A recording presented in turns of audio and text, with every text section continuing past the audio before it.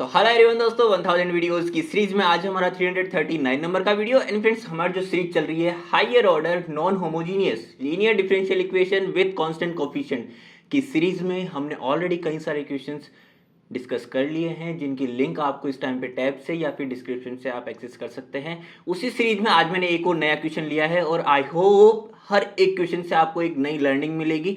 तो इस क्वेश्चन में भी ऐसा ही कुछ है लॉगरिदम की प्रॉपर्टी के साथ में, जो कि आपको देखने को मिलेगा, सीखने को मिलेगा। तो चलिए शुरू करते हैं आज का वीडियो। देखिएगा आज का हमारा क्वेश्चन क्या बोलता है।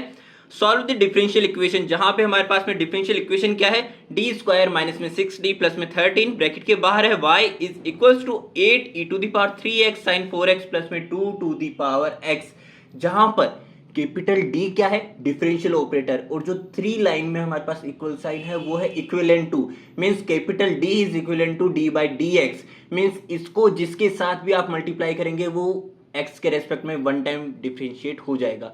अगर यहाँ पे d स्क्वायर है तो 2 टाइम होगा, d क्यूब है तो 3 टाइम होगा। मींस अगर मैं इसको ओपन करके लिखता हूं फर्स्ट ऑफ ऑल, तो मेरे पास में हो जाएगा डी स्क्वायर वाई अपॉन में dx स्क्वायर माइनस में 6 dy बाई dx प्लस में 13 y is equals to as it is. अब यहां पे हमारे पास में y का with respect to x differentiation हो रहा है, मींस y हमारे पास में डिपेंडेंट वेरिएबल है। किस पर डिपेंडेंट है? x पर। x हमारे पास में इंडिपेंडेंट वेरिएबल है।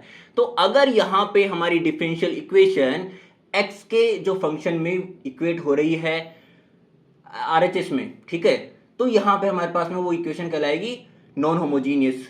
अब यहां पर मेरे पास में अगर जीरो रहता है, इक्वेट हो रही है हमारी डिफरेंशियल इक्वेशन जीरो की, तो वो हमारे पास में होमोजीनियस डिफरेंशियल इक्वेशन कहलाएगी। ओके, तो यहाँ पे सबसे मेन चीज तो ये थी कि नॉन होमोजीनियस है।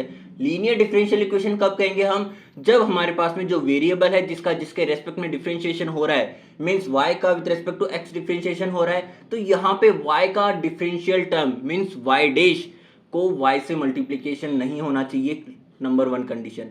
एंड y डैश जो है, इन दोनों की जो ऑर्डर है वो 1 होना चाहिए ऑलवेज, ठीक है। तो यहां पे मेरे पास में लीनियरिटी y में है, एंड देन हमारे जो y में डिफरेंशियल टर्म है वो भी लीनियर है। इट मींस मेरे पास में y with respect to x differentiation हो रहा है, बट यहां पे डिफरेंशियल टर्म और y मल्टीप्लीकेशन में नहीं है, ठीक है। एंड हमारे पास में जो y है ये पावर 1 है, इसकी पावर भी 2 नहीं है। ऑर्डर हमारे पास ऑलरेडी 1 ही होना चाहिए, ठीक है। किसका? y का एंड y डैश दोनों का। तो यहाँ पे ये दोनों इसेंशियल कंडीशन थी जो कि फुलफिल होनी चाहिए थी लीनियर डिफरेंशियल इक्वेशन होने के लिए, जो कि यहाँ पे हमारे पास में हो रही है। सेकंड चीज कि यहाँ पे इसका डिफरेंशियल इक्वेशन का ऑर्डर क्या है, तो हमारी डिफरेंशियल इक्वेशन का ऑर्डर जो हमारा y वेरिएबल है इसका विद रेस्पेक्ट टू x कितने टाइम हाईएस्ट ऑर्डर डेरिवेटिव हो रहा है, यहाँ पे 2 टाइम, तो यहाँ पे ये सेकंड ऑर्डर है, ठीक है, सेकंड ऑर्डर डिफरेंशियल इक्वेशन है। सो यहाँ पे non homogeneous second order linear differential equation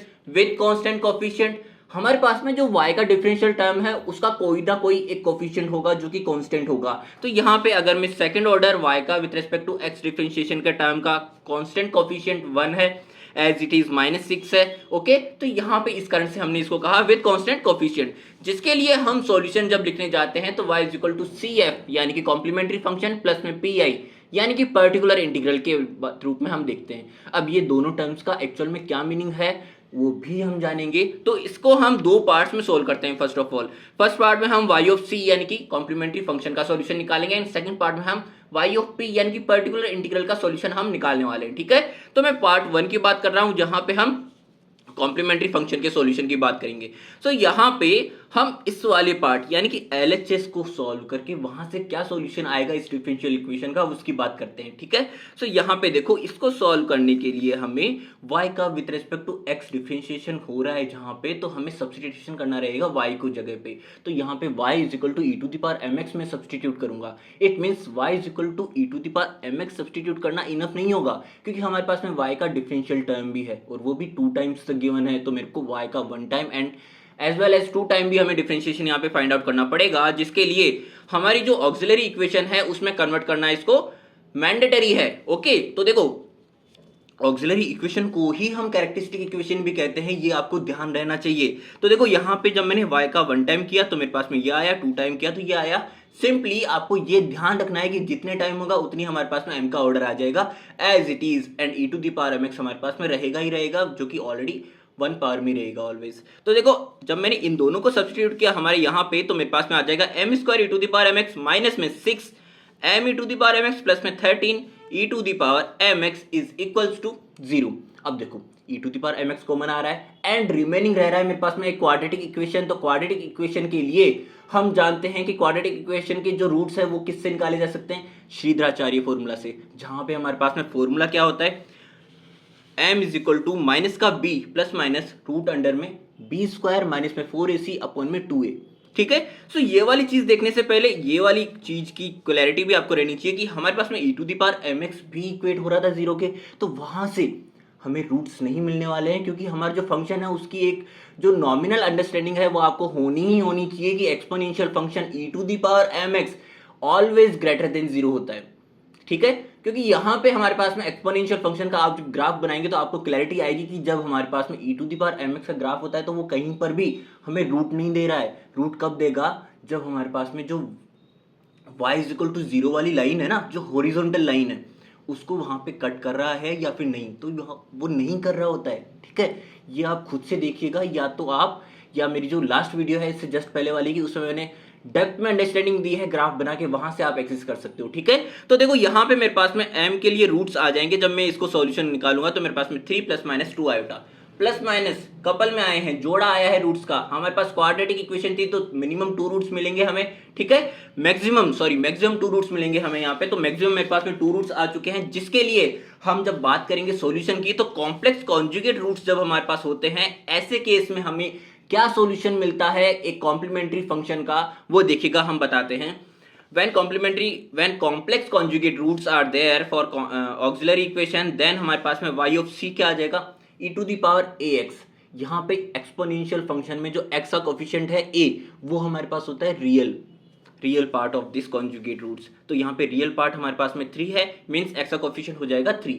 as it is जब हम अंदर जाते हैं ब्रैकेट के c1 cos 2x प्लस में c2 sin 2x, तो यहाँ पे ये 2 हमें डिनोट कर रहा है कि हमारा जो आयोटा था उसका कोफिशिएंट क्या है, मींस हमारा जो इमेजिनरी पार्ट है उसको डिनोट करता है cos 2x sin 2x में x का कोफिशिएंट। ओके, तो यहाँ पे c1 एंड c2 हमारे पास में आर्बिट्ररी कांस्टेंट है जो कि ऑलवेज आएंगे। ओके, तो ये हमारे पास में हो चुका है y ऑफ c, यानी कि एक पार्ट इसका सॉल्व। सो यहाँ पे होता है हमारा पार्ट 1 कंप्लीट। अब हम बात करते हैं पार्ट 2 की, जहां पे हम सॉल्व करने वाले हैं इसके सॉल्यूशन की, किसके, पर्टिकुलर इंटीग्रल के। ओके, तो देखो यहाँ पे मैंने LHS को सॉल्व किया, जहां से सॉल्यूशन मेरे को ये मिल गया। अब हम बात कर रहे हैं RHS की, जिसको सॉल्यूशन करने के लिए हम क्या कह रहे हैं, स्टैंडर्ड फॉर्मूला ऑफ PI मेरे को होता है 1 अपॉन में f ऑफ d, मल्टीप्लीकेशन में न्यूमरेटर में आएगा RX क्या था, x का फंक्शन, x क्या था हमारे पास में, इंडिपेंडेंट वेरिएबल। ओके, तो यहाँ पे RX मेरे पास में क्या गिवन है क्वेश्चन में, ये वाला टर्म है हमारे पास कंप्लीटली RX,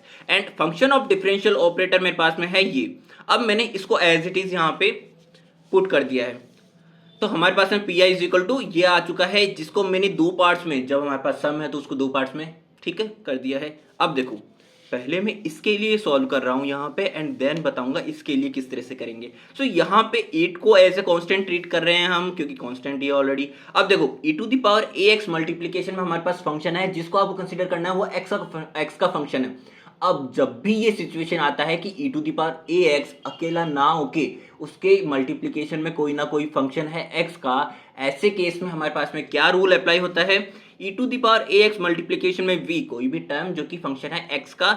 तो यहाँ पे ऐसे केस में e to the power ax जब हमारे पास ऑपरेट हो रहा होगा, तब हमारे पास में जो फंक्शन ऑफ डिफरेंशियल ऑपरेटर है उसमें d की जगह पे रिप्लेस कर दिया जाएगा d प्लस a के साथ में। Means e to the power ax है, a प्लस का है तो d प्लस a रिप्लेस होगा। a अगर माइनस का होता है, e to the power minus ax है तो d माइनस a रिप्लेस करेगा d को। ठीक है, सो सिंपली मैंने यहाँ पे e to the power 3x है तो d प्लस में 3 को रिप्लेस कर दिया है, जहां जहां पर d है वहां पे। तो मेरे पास में यहां से जो सिंप्लीफिकेशन के बाद में जो यहाँ पे डिनोमिनेटर में टर्म बनेगी, वो देखो आफ्टर सिंप्लीफिकेशन ये कैंसिल आउट हो जाएगा, एंड मेरे पास में आएगा d स्क्वायर प्लस में 4। अब मेरे पास रिमेनिंग क्या रहा ऑपरेट करना, साइन में फंक्शन जो है, जो कि x का फंक्शन था e to the power ax के मल्टीप्लीकेशन में।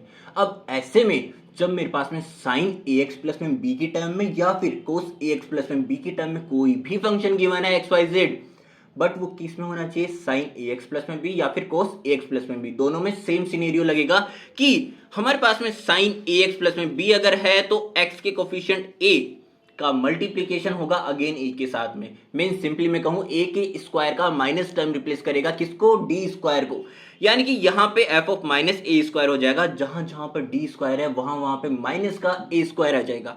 ठीक है, और देखो यहाँ पे कंडीशन सिर्फ इतनी सी है कि जब आप माइनस का ए स्क्वायर रखने जा रहे होंगे डिनोमिनेटर में फंक्शन ऑफ डिफरेंशियल ऑपरेटर में, तो हमें वहां पे जीरो नहीं बनाने देना चाहिए, वहां पे जीरो किसी भी हालत में नहीं बनना चाहिए, क्योंकि अगर जीरो बन गया तो हमारे पास में 1/0 क्या होता है, इनफाइनाइट, और वो हमारे पास में डिफाइन नहीं हो पाएगा। ओके, तो हमें इस कंडीशन का ध्यान रखना है।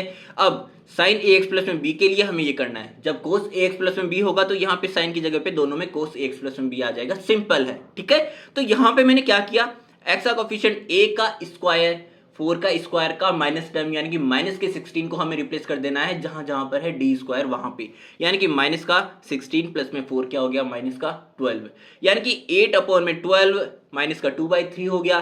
तो ये मेरे पास में फाइनली सिंप्लीफाई होके किसके लिए आया है, देखो ये मेरे पास में कंप्लीटली इसका सॉल्यूशन मिल चुका है हमें। अब मेरे पास में जो ये वाला पार्ट है इसके लिए हम सॉल्यूशन निकालने वाले हैं, जो कि किस तरह से निकालेंगे चलिए बताता हूं। सो देखिए, हम जब 2 की पावर x को ऑपरेट करने जा रहे होंगे तो वहां पे आपको एक जनरल अंडरस्टैंडिंग होनी चाहिए लॉगरिथमिक फंक्शंस की। लॉगरिथमिक फंक्शंस की क्या कि हमारे पास में लॉग बेस में a x है, तो हमारे पास में बेस इसका a है एंड x है। अब यहाँ पे हम इसको बोलते हैं कॉमन लॉगरिथम, जब हमारे पास में जनरली लिख के आ जाता है किसी भी इक्वेशन में कि log x, तो उसको हम अज्यूम किया जाता है कि उसका बेस a क्या है, 10 है। देखो यहाँ पे log बेस 10x लिखा हुआ आ जाए तो भी कॉमन लॉगरिथम है, अगर 10 नहीं लिखा हुआ है तो ये अंडरस्टूड है कि उसके बेस में क्या है, 10 है, तो उसको हम कहते हैं not natural logarithm, common logarithm. अब इसी की सेम सिचुएशन में सेकंड सिनेरियो क्या होता है कि log बेस ए एक्स है, जब a की वैल्यू हमारे पास e आ जाए तो हमारे पास अगर log बेस ई एक्स आए या फिर ln x आ जाए, डायरेक्टली लिख के विदाउट बेस रिप्रेजेंट किए ln x लिखा हुआ आ जाए, तो अंडरस्टूड है कि वो नेचुरल लॉगरिथम है। और अगर log बेस ई एक्स आ जाए, बेस में e लिख दिया, तो भी वो क्या है, नेचुरल लॉगरिथम है। ओके, तो यहाँ पे ln x आ जाए या log बेस ई एक्स आ जाए, दोनों की मतलब क्या है, नेचुरल लॉगरिथम। अब पावर प्रॉपर्टी क्या होती है ये आप जानते ही हैं कि हमारे पास में कोई भी इस तरह से इस फॉर्म में होता है लॉग फंक्शन, तो यहाँ पे n आगे आ जाएगा, n log base b a हम लिख सकते हैं। ओके, सो इसी तरह से अगर मैं 2 की पावर x की बात करूं ना, तो अगर मेरे पास में base log base b and then जो हमारा फंक्शन है जिसको ये यहाँ पे रिप्रेजेंट कर रहा है, जिसका log लिया गया है, यानी कि log बेस b अगर b ही है, यानी कि log बेस b है, तो मेरे पास में इनकी वैल्यू क्या होती है, 1 के इक्वल होती है। ओके, तो ऐसे केस में अगर मैं बात करूं e के टर्म में लेके, तो देखो यहाँ पे हमारे पास में log बेस b अगर इसकी पावर n है तो ये n आगे आ जाएगा एंड इसकी वैल्यू तो हमारे पास में क्या हो गई है, 1 हो गई है, तो यहाँ पे इसकी वैल्यू n होती है। तो सेम सिनेरियो में अगर ln means log base e, ठीक है, इस तरह से इसकी पावर 3 है, तो ये मेरे पास में रिजल्टेंट होगा 3 के। ओके, तो देखो अब हम जब हमारे पास में 2 की पावर x है तो हम उस सिनेरियो में क्या कर सकते हैं कि यहाँ पे 2 की पावर x को e की पावर में ln 2 की पावर x लिखा जा सकता है कि नहीं, क्योंकि जब हम ln की बात करें तो उसका बेस क्या है, e, यानी कि यहाँ पे बेस e है तो इसकी कंप्लीट वैल्यू हमारे पास में क्या हो जाती है, 1 हो जाती है, और 2 की पावर x हमारे पास क्या हो जाता है, नीचे आ जाता है।